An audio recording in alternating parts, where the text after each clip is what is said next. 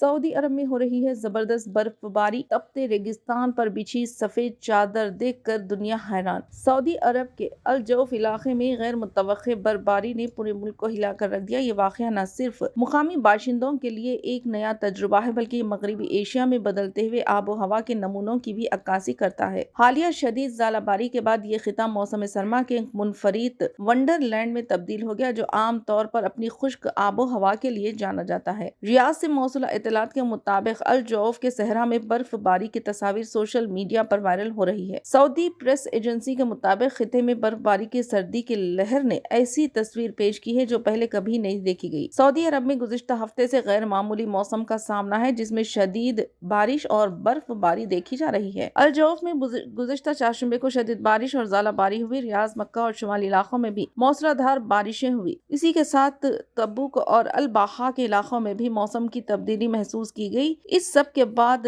پیر کو الجوف کے پہاڑی علاقے میں برف باری ہوئی، جس نے علاقے کا منظر ہی بدل کر رکھ دیا۔